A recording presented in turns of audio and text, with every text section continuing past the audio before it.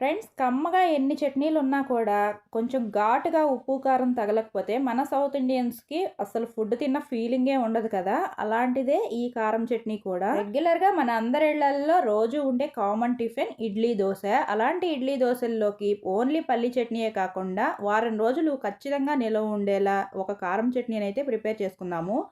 ఇది అందరికీ తెలిసిందే, కానీ నేను ఎలా ప్రిపేర్ చేస్తానో ఈ వీడియోలో మీకు చూపించేస్తాను. ఫ్రిడ్జ్లో స్టోర్ చేసుకుంటే వారం రోజులు ఖచ్చితంగా స్టోర్ ఉంటుంది. చట్నీతో పాటు రోజు ఇంకేదైనా ప్రిపేర్ చేయాలన్న హడావిడి లేకుండా ఈజీగా అయితే టిఫిన్స్లోకి యూస్ చేసేసుకోవచ్చు.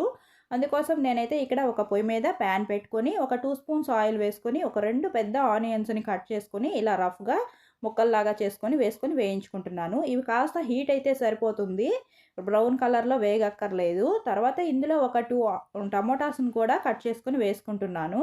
టమోటాలను కూడా ఇలా రఫ్గానే కట్ చేసుకొని వేసుకొని ఇవి కూడా కొంచెం హీట్ అయ్యి కాస్త మెత్తపడేటప్పుడు ఆపేసుకుంటే సరిపోతుంది. ఫ్రెండ్స్, మన ఛానల్ని రెగ్యులర్గా ఫాలో అయ్యే వాళ్ళకి అందరికీ చాలా థ్యాంక్స్ అండి. మన ఛానల్లో అయితే 500 సబ్స్క్రైబర్స్కి అయితే మనం రీచ్ అవ్వబోతున్నాము.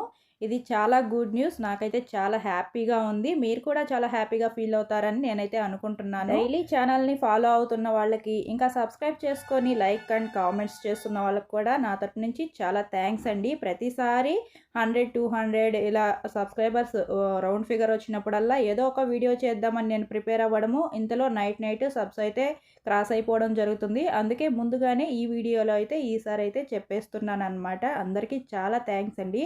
ఇక వీడియోలోకి అయితే వెళ్ళిపోదాము. ఇలా మొత్తం కొంచెం మగ్గించుకున్న తర్వాత అదైతే ఆపేసి చల్లారనించుకోవాలండి బాగా. ఇక ఒక మిక్సీ జార్ తీసుకొని ఇందులో మనం ఎంత కారం ప్రిపేర్ చేసుకోవాలనుకుంటున్నామో దానికి సరిపడా ఒక రవ్వ కల్లు ఉప్పు అయితే వేసుకుంటున్నాను. సాల్ట్ కంటే కల్లు ఉప్పు ఏ కర్రీస్లోకి రెసిపీస్లోకైనా చాలా టేస్ట్ వస్తుంది. ఇక కారానికి సరిపడా ఒక 3 స్పూన్స్ కారం అయితే వేసుకుంటున్నాను. మీరు తినే కారాన్ని బట్టి డిపెండ్ అవుతుందండి, కారం మీ ఇష్టం అన్నమాట. ఇక ఇందులోకి ఒక చిటికెడు పసుపు వేస్తున్నాను మంచిగా కలర్ రావడం కోసము. ఇక ఒక హాఫ్ నిమ్మ దెబ్బనైతే పిండుతున్నానండి. మీకు నిమ్మకాయ తినే అలవాటు లేకపోతే చింతపండునైనా వేసుకోవచ్చు. ఏదో ఒకటి కాస్త పులుపు పడితే కారానికైతే మంచి టేస్ట్ వస్తుంది. ఇంకా ఒక హాఫ్ స్పూన్ జీలకర్ర కూడా వేస్తున్నాను. జీలకర్ర, వెల్లుల్లి కూడా వేస్తున్నాను. ఒక ఫుల్ వెల్లుల్లిని అయితే ఒలిచేసి రెబ్బలుగా తీసుకొని ఇందులో వేసేస్తున్నాను. వెల్లుల్లి, జీలకర్ర దీంట్లోకి మంచి టేస్ట్ ఇంకా ఫ్లేవర్ని అయితే ఇస్తుంది. తర్వాత మనం ఆల్రెడీ ఉడికించి చల్లారబెట్టుకున్న ఆనియన్, టమోటా ముక్కలను కూడా మిక్సీ జార్లో వేసేసుకోవాలి. మొత్తం వేసేసుకొని నీట్గా మంచిగా గ్రైండ్ చేసుకోవాలండి. వీటిని మెత్తగా పేస్ట్ లాగా అయితే గ్రైండ్ చేసుకోవాలి.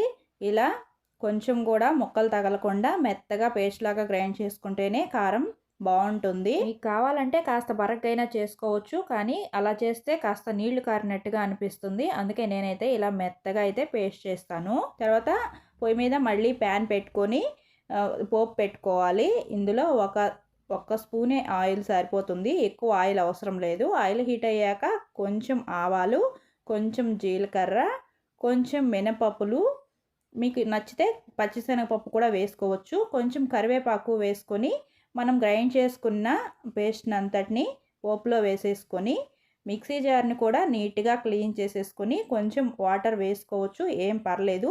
మిక్సీ జార్ని తిప్పుకొని కాస్త వాటర్ని కూడా యాడ్ చేసేసుకొని నీట్గా కలిపేసుకోవాలి. ఇది కాస్త హీట్ అయ్యే వరకు కలుపుకోవాలి, ఎందుకంటే మనం స్టోర్ చేసుకుంటున్నాం కాబట్టి అప్పటికప్పుడు తినేసే పని అయితే ఆ తర్వాత ఉడికించక్కర్లేదు, పోపు వేసుకుంటే సరిపోతుంది. కానీ మనం స్టోర్ చేసుకోవాలి కదా, అందుకని ఈ విధంగా కొంచెం బబుల్స్ వచ్చే వరకు హీట్ చేసుకొని ఒక బౌల్లోకి తీసేసుకొని స్టోర్ చేసుకుంటే చాలా టేస్టీగా ఉంటుందండి. చూస్తున్నారు కదా స్ట్రక్చర్ ఎంత మంచిగా వచ్చిందో, కలర్ కూడా. మనం దోశలు వేసుకునేటప్పుడు కాస్త గీ వేసి ఈ కారాన్ని అప్లై చేసిన లేదా ఎగ్ దోశల మీద అప్లై చేసుకున్న టేస్ట్ అయితే చాలా బాగుంటుంది. వీడియో నచ్చితే లైక్ చేసి సబ్స్క్రైబ్ చేసుకోండి. మరో మంచి వీడియోతో మళ్ళీ కలుద్దాం. Bye friends.